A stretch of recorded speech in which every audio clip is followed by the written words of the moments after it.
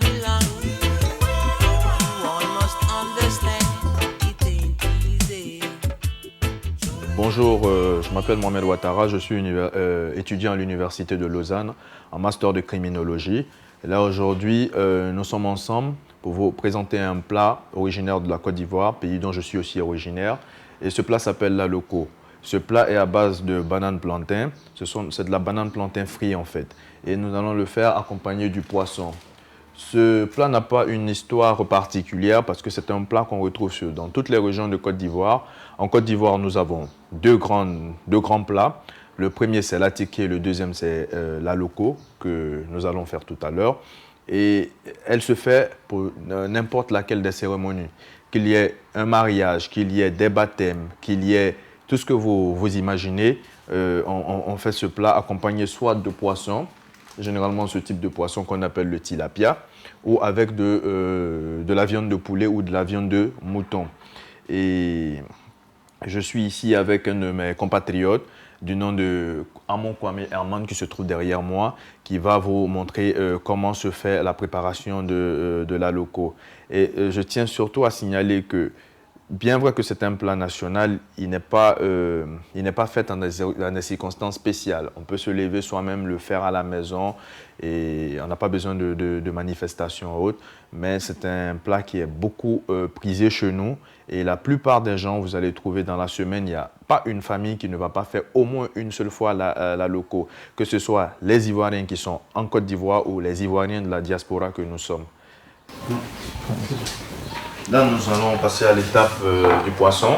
Il s'agira pour nous de nettoyer le poisson parce que, comme vous le savez, quand on achète les poissons, il y a des écailles. Donc, il s'agit pour nous d'enlever toutes les écailles qui se trouvent sur le poisson afin que lors de la préparation, après l'avoir préparé, lorsque nous serons en train de le manger, il n'y a pas d'écailles en fait. Ce poisson, en fait, est un poisson, c'est le tilapia en fait. Et chez nous, nous utilisons beaucoup le tilapia pour la loco. Vous voyez là, il faut nettoyer en profondeur pour enlever toutes les écailles qui se trouvent sur le poisson. Après avoir nettoyé, enlevé toutes les écailles, nous allons ouvrir en fait le poisson. Vous voyez, j'attrape le poisson, nous l'ouvrons comme ça. Vous voyez, vous ouvrez le poisson. Moi, je le fais généralement en trois parties, comme ça, 2, et ici, 3. Ensuite, après avoir fait ça, vous voyez là, il y a une grande différence. Je vais donc faire une 4e partie ici. Après l'avoir fait,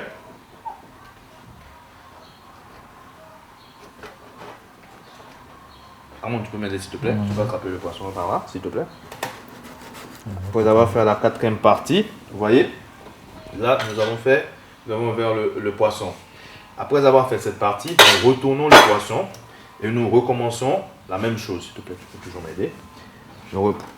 Nous refaisons encore les 4 parties dans le poisson.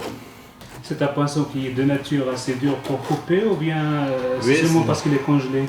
Il n'est pas de nature assez dur à couper, c'est parce qu'ici il est congelé en fait. Et c'est pour ça que nous avons des difficultés pour le découper. Sinon de nature c'est un poisson qui se découpe sans problème en fait. Donc après avoir ouvert le poisson des deux côtés, comme vous l'avez vu tout à l'heure, nous l'avons fait, nous allons y mettre du poivre à l'intérieur. En fait, le poisson a été ouvert pour que lors de la cuisson, nous allons l'assaisonner maintenant, pour que lors de la cuisson, tout ce que nous allons mettre sur le poisson puisse pénétrer à l'intérieur du poisson, pour qu'il ne pas qu'il reste seulement au niveau de la superficie. Et là, ici, j'ai du poivre. Et nous allons mettre le poivre sur toute la surface du poisson, comme ça. Vous voyez? Et là, que nous avons mis, nous le faisons comme ça. Et vous voyez que même à l'intérieur, il rentre à l'intérieur du poisson. Nous le faisons sur les deux faces, comme ça. Comme ça. Et vous pouvez même y ajouter aussi de l'ail. Mais là, nous n'allons pas la mettre. Et là, nous allons prendre ce cube magique, comme ça. Et nous allons le mettre sur le poisson. Nous le prenons et nous le mettons encore sur le poisson de cette manière. Vous voyez? Toujours sur le poisson et on s'assure à ce qu'il rentre bien à l'intérieur du poisson. Et nous retournons encore le poisson parce que C'est ça se faire sur tous les côtés du poisson. Nous retournons le poisson aussi sur l'autre côté et nous le mettons. Et nous devons nous assurer qu'il rentre effectivement dans le poisson et des deux côtés, comme je suis en train de le faire. Vous voyez, comme ça. Et ensuite, je vais mettre de l'huile sur tout le poisson. Comme ça, de cette manière. Vous voyez. Comme ça. Vous voyez, comme ça. Après avoir mis sur toute la longueur du poisson, je vais retourner le poisson et je vais faire le même procédé avec l'autre côté du poisson. Comme ça. Comme ça. Et je reprends la même chose. Nous faisons ceci parce que lorsque vous ne mettez pas de l'huile et que vous le mettez dans le four, après quand il est prêt, vous allez voir que votre poisson, bien vrai qu'il sera cuit, mais il sera très dur. Alors qu'avec de l'huile, dès que vous le retirez du four, il n'y aura pas de problème en fait. Là, nous sommes en train de préparer la mise au four en fait. Si nous ne mettons pas de papier aluminium, le poisson risque d'être collé, que nous mettrons au centre, là. Et ensuite, maintenant, nous allons mettre notre poisson dans le four. Et comme je vous l'ai dit plus tôt, normalement en Côte d'Ivoire, on le fait sur du charbon avec des guiales.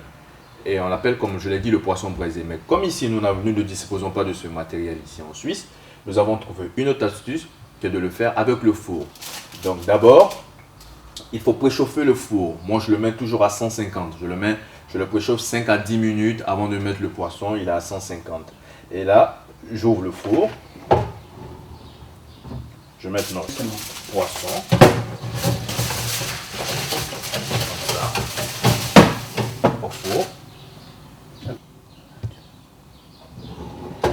Et maintenant, comme je l'ai dit tantôt, je vais le mettre à 250 degrés puisque notre poisson était congelé. Ensuite, la prochaine étape, nous allons maintenant passer au niveau des bananes, à la cuisson des bananes. Nous avons fait le poisson parce que il faut tout synchroniser en fait. La cuisson de la banane plantain prend moins de temps que celui du poisson. Donc voilà pourquoi nous avons commencé par le poisson et maintenant nous allons attaquer la banane plantain pour que nous puissions finir ensemble la cuisson et déguster ensemble en fait.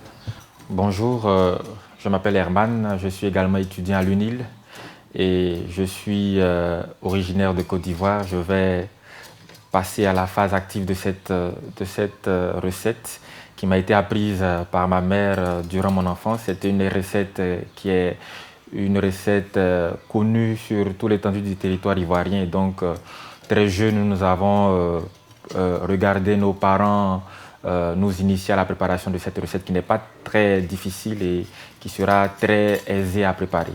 Pour cette recette de la loco, nous aurons besoin de la banane plantain, là, d'un poisson, de la tomate, de l'oignon, de l'huile, du poivre et de la tomate en pâte. Elle est destinée généralement pour 2 ou 3 personnes, c'est selon. Et en fonction du nombre de personnes qui prendront part au repas, on sera obligé d'augmenter le nombre des ingrédients. Donc si on doit le faire pour 2, 3 ou 4 personnes, il va falloir augmenter le nombre de la banane et aussi les autres ingrédients qui rentrent en ligne de compte dans la préparation de la loco. Donc dans un premier temps, nous allons commencer... Moi, chez vous, c'est courant que les enfants, les garçons surtout, sont initiés à la cuisine? Bon, non, pas très courant, mais... Non, pas très courant. Et toi, personnellement, tu aimes faire la cuisine? Oui, j'aime faire la cuisine parce que j'ai été élevé par ma mère, en grande partie, qui est une femme qui aime beaucoup faire la cuisine. Et donc, ça a été pour moi un plaisir d'apprendre aux côtés d'elle, de regarder faire chaque fois qu'elle préparait. Et c'est comme ça que je me suis aimé, je me suis intéressé à la préparation. Et cette recette, qui est une recette pas très difficile à faire, je l'ai rapidement apprise. Donc, dans un premier temps, nous allons commencer par éplucher les bananes, la banane plantain qui est là. Nous allons l'éplucher. On appelle ça la banane plantain, c'est différente de la banane qu'on utilise ou qu'on consomme comme dessert, la banane douce. Elle est essentiellement cultivée dans les régions tropicales. Donc c'est une banane qui vient essentiellement d'Afrique et qui a un goût tout à fait différent de la banane douce qu'on consomme généralement comme dessert, sous forme de dessert en fait. Donc cette banane, on peut l'utiliser pour faire ce plat de la loco que je suis en train de faire là, ou on peut l'utiliser également pour d'autres préparations, généralement en bouillie ou préparée, pilée, etc., etc. Mais généralement, en ce qui concerne la Côte d'Ivoire, elle est essentiellement utilisée pour faire de la loco. Cette banane plantain, je l'ai dit, on la retrouve essentiellement dans les pays tropicaux. Donc, on a beaucoup de plantations de bananes qui, en plus du riz, constituent l'une des consommations les plus utilisées ou les plus consommées par la population ivoirienne. Donc, on a beaucoup de plantations de bananes. C'est un élément de base alors. Voilà, un élément de base pour la majeure partie de nos plats. Voilà.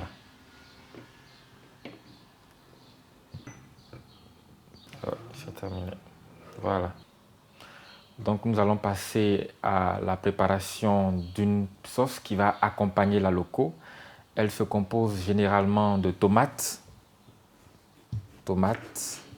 Nous allons commencer également à découper les oignons en petites lamelles, comme ça, assez rapidement aussi. Donc on l'a fait seulement avec de la tomate et de l'oignon. Voilà, c'est tout. D'accord, donc on met environ un demi-litre d'eau dans un récipient.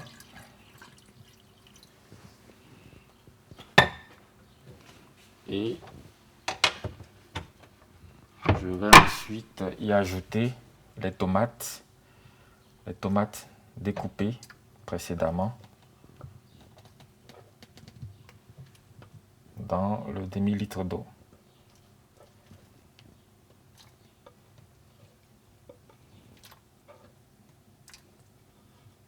On va attendre environ 10 à 15 minutes que la tomate et l'oignon puissent bouillir avant d'y ajouter l'huile et les autres assaisonnements. Donc la deuxième étape, après la mise en cuisson du piment, on va passer à la préparation de la loco. On met de l'huile dans un récipient. Voilà. On met suffisamment pour que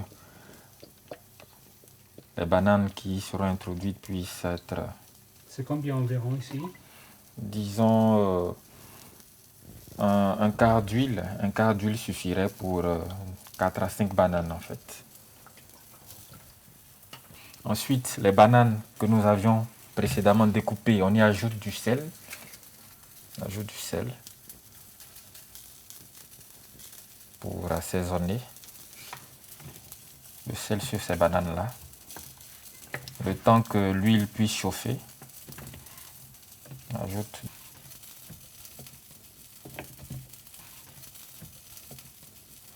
Donc, on va mettre maintenant la banane dans l'huile.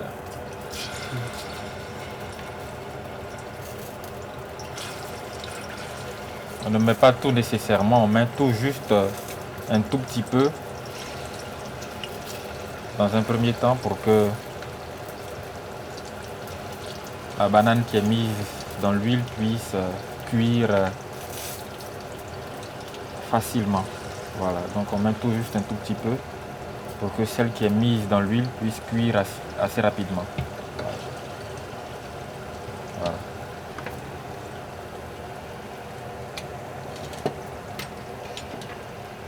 Et cette opération, ça dure combien? Disons, chaque partie de banane qu'on met dans l'huile, on en pourra attendre 4 à 5 minutes, le temps que l'huile puisse, le temps que la banane puisse frire de façon convenable. Donc disons 4 à 5 minutes.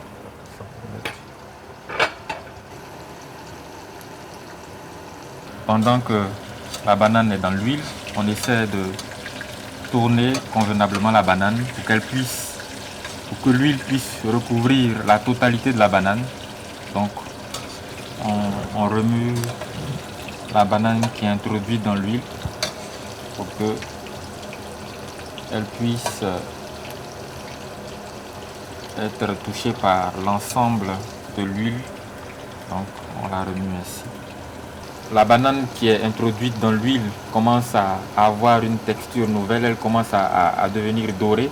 Donc voilà, progressivement elle commence à changer de texture, elle devient dorée et c'est un peu ce qu'on recherche en fait. Maintenant que le piment ou les oignons que nous avons mis au préalable dans de l'eau commencent à bouillir, on va y ajouter un tout petit peu d'huile. Voilà, de l'huile. Et pourquoi de l'huile? On va ajouter de l'huile maintenant parce que lorsque l'oignon est en phase de cuisson, l'ajout de l'huile va augmenter ou va faciliter la cuisson du piment. Et donc lorsqu'on y ajoute de l'huile dans cette période-là, on facilite la cuisson de ce piment-là. Maintenant rapidement on arrive à la loco qui effectivement à la banane qui a changé de texture. On est maintenant à une nouvelle texture là. C'est-à-dire cette banane qui était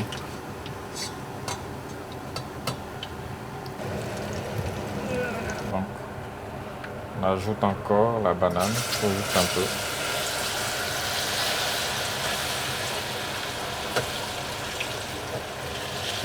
Oui, ça bout comme il faut.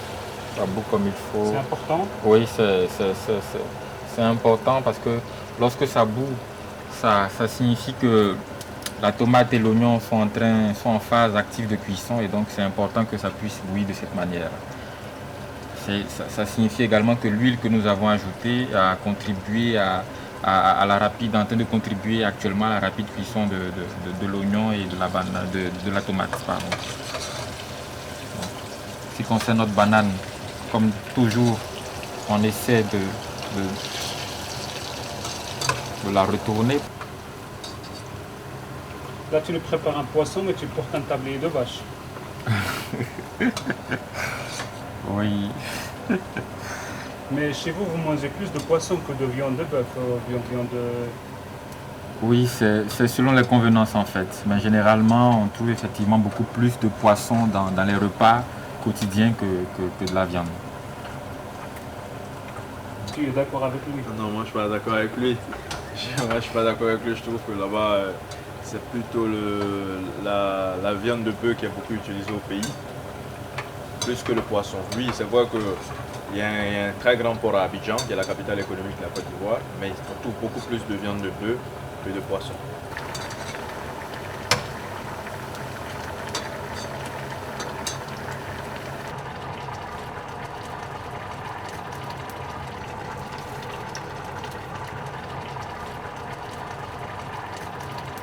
Donc, nous allons maintenant passer au piment qui est en pleine phase de cuisson.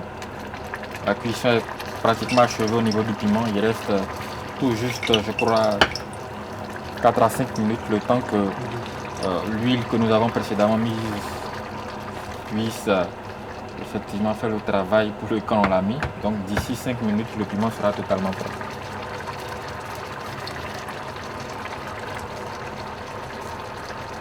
Puisqu'on est pratiquement au terme de la cuisson du piment, on va ajouter maintenant le cube magie pour assaisonner le piment. Voilà. On va ajouter un cube magie qui va assaisonner le piment. Voilà.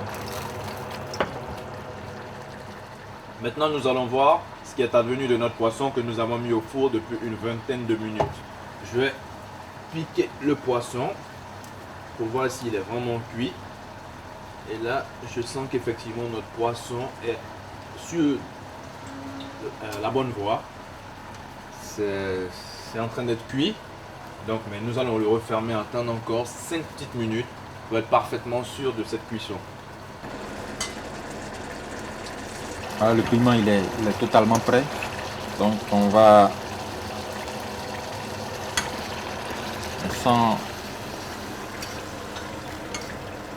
la texture rouge de la tomate.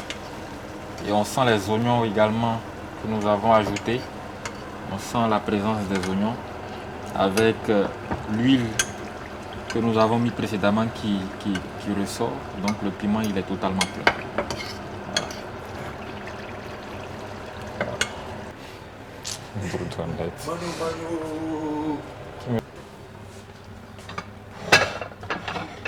Comme ça. Ensuite, on prend le poisson et on le dépose dans une assiette comme ça. Voilà. Comme vous le voyez.